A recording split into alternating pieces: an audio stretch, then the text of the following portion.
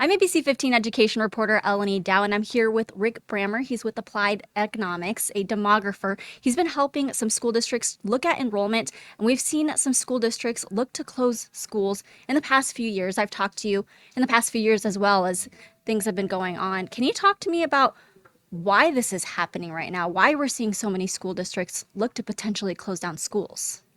I think that's kind of been coming for a while. The fundamentals have been that the population of the state under the age of 18 has remained unchanged since 2010.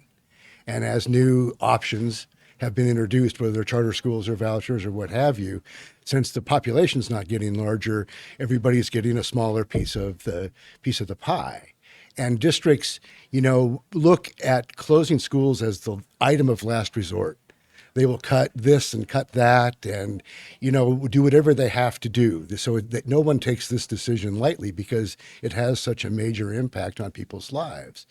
And so for districts, especially like Kyrene, where it appears like they're doing so much all at once, it's because they've waited and hoped that it would get better, and it never did.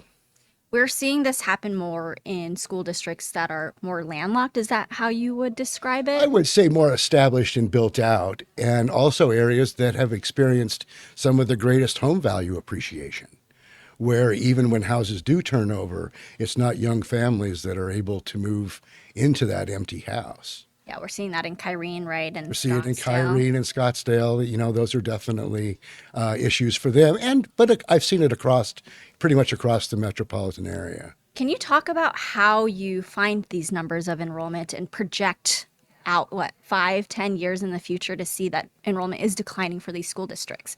Well, I mean, there's a lot of factors that go into it, obviously, but fundamentally is the number of births in the state and what's happening with birth rates. And, we had 102,000 births in the state in 2006 and 78,000 last year. And that has just been compounding on itself. And it's taken years for that impact to reach the high school level. So in the last 2 years, for the first time, we've seen high school enrollment begin to fall, whereas it's been, falling in the K-8 schools for years now. And so, with these school districts, I mean, they have to make these tough decisions.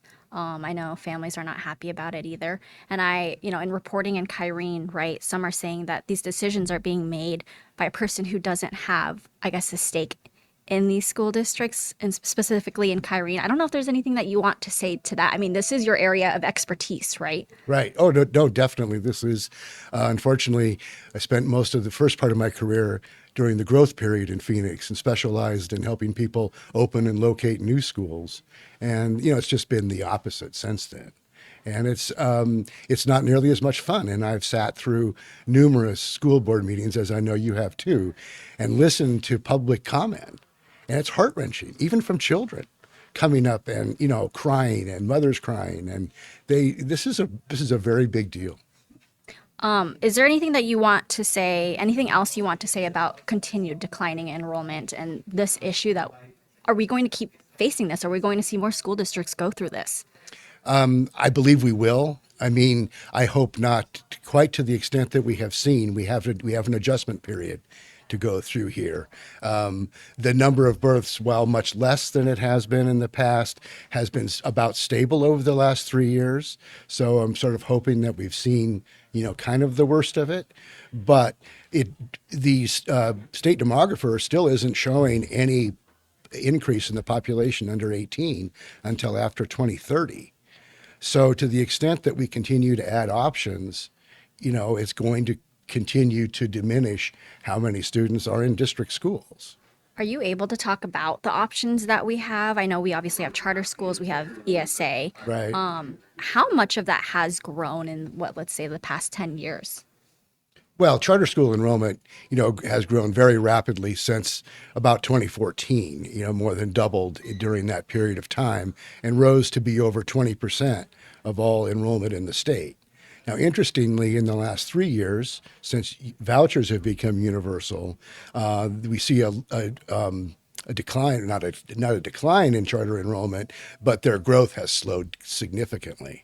And there's research out there, not mine, but others, that indicates that charter schools have been hit just as hard, if not harder, by ESAs than district schools have. Oh, really? I had not heard that. And it's kind of consistent. You think about the people who are already choosers, and now they've got another option. And it's, people are dedicated to, their district school or they're not, which is neither here nor there, but there's an increasing body of people who are willing to look at other options. The most interesting thing to me about the ESAs is that obviously when they first became universal, the vast majority, 80%, the first year it became universal, 80% of the increase were to children who were already in private schools. And so the impact on district enrollment was minimal the first year. But now it's 50, 60% that are coming out of district schools for charters. And so it's beginning to have a bigger impact. And the other interesting thing about that is that we don't see private school enrollment growing by the amount that the ESA program is growing by, mostly because they can't. They don't have the facilities or the money to really add, at least not point in time. They may over time. So it's in the last few years, homeschooling and pods. And, there's even support now. I saw a co-op for homeschooling on my way to a school board meeting last night. So that's really been where a lot of the thrust has gone, is into homeschooling. Interesting. Okay. So I know that in Kyrene, this is when I was going through the school board meetings, something I found interesting when they first talked about potentially having to close those schools, which now they have decided that, right? That school choice wasn't as big of an issue for them compared to other school districts because they've already, like, always had school choice. Is that correct? Or what did you find in your research for that? No, I mean, I think they have been struggling with their what we call service rate. What percentage of the kids in their district do they serve? They have struggled, not as much as others because it's viewed as a very highly ranked school district. But the demographics of the area around them and then the areas outside the district that they used to attract from, Maricopa and so forth, are also changing. So it's been coming, and again, they've done such an excellent job of managing their budgets up till now. They've almost sheltered people from what was really going on. Can you talk about when you give suggestions to school districts, right, about what they should do? How do you decide what schools they should consider closing? Because I've heard concerns from parents about, oh, this is an A-rated school. Why are they choosing this school compared to a C-rated school? And I don't know that I haven't seen that happen too many times, but the part of it is that it's mostly a committee or staff, and they have goals and objectives, and they outline clearly what their objectives are. So we want to maintain neighborhood schools, or we want to encourage diversity, and sometimes those goals are in conflict with each other. But I come up with options based on parameters that I'm given and the data that I have in front of me. Can you give us some Well, I examples? mean, you're Yeah. basically looking at our past and projected enrollment, and all the districts I work for, we have at least 10 years worth of point by point. I can tell you how many students have come out of each quarter square mile in the district over the last 10 years, and tracking that along with households, formation, age of householders, new units that may or may not be constructed, housing turnover rates. We talked about having a fixed or a locked market where we see housing turnover rates in desirable areas like Kyrene at all-time lows. And so there's a lot of factors, that go into that.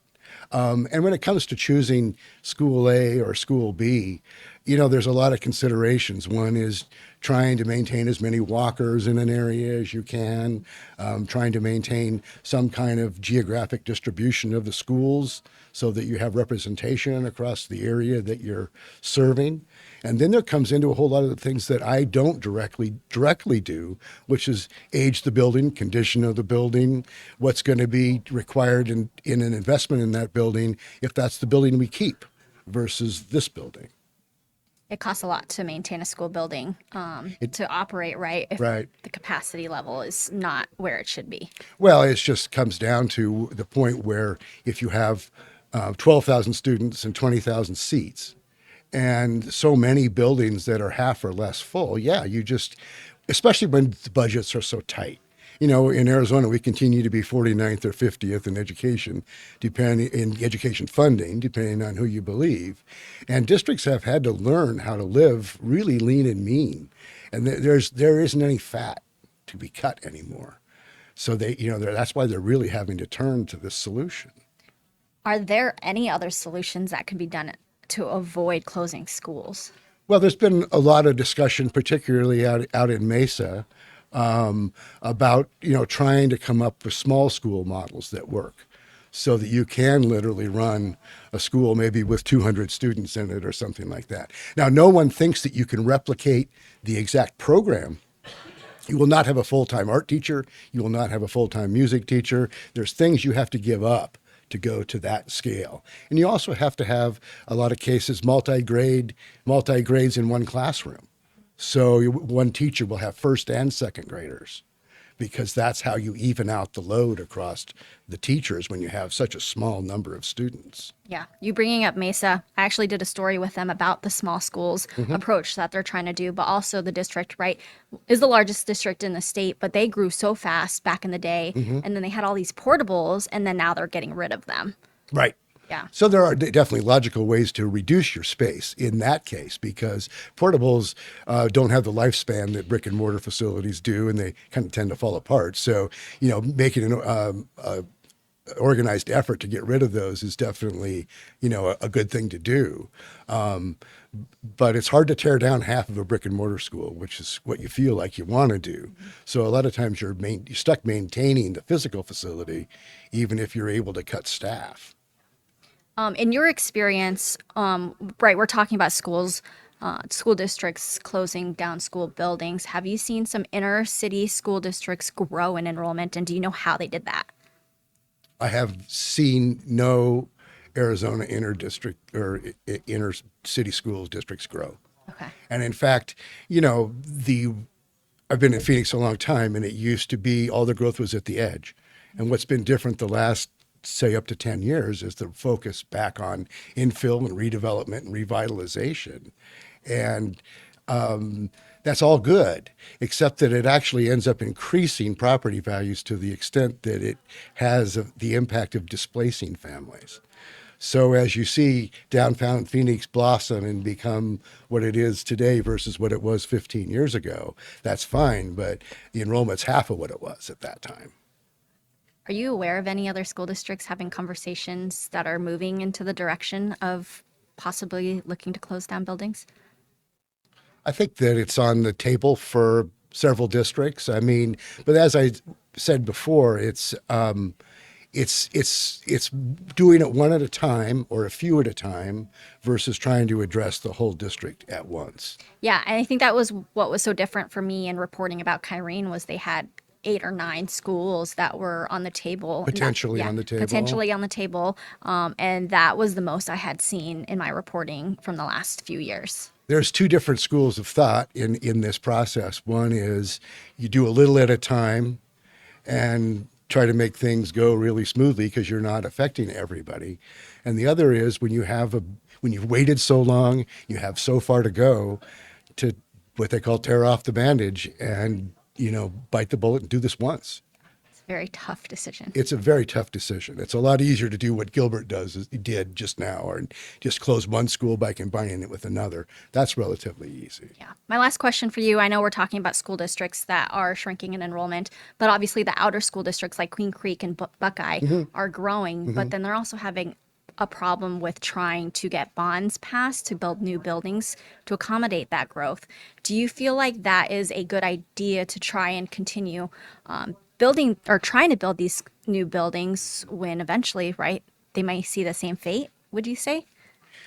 I think I agree with what you're saying. I mean, they shouldn't have to be bonding because we have a school facilities operation board that is supposed to be funding, new construction of schools. The real problem is that districts have to be able to show that they have the kids to support the school before they get the funding, whereas charters can come in before that happens. And so in North Peoria, where there's lots of houses going up, lots of growth even in the school-age population, the district can't respond because they look at their whole capacity of their whole district, which is 25 miles north to south. And so they can't get the schools there in time to take advantage of that growth. Is there anything else that you want to say about this topic in general? I don't think so. I think we've covered it pretty well, but it's something that is going to be ongoing, I suspect, for the next 5 to 7 years. Really? Okay. Well, that is good to know. Thank you so much, Rick. I Yep. appreciate your time. Yep. We have much more coverage about school closures, what's coming, all on our website at abc15.com. Thank you.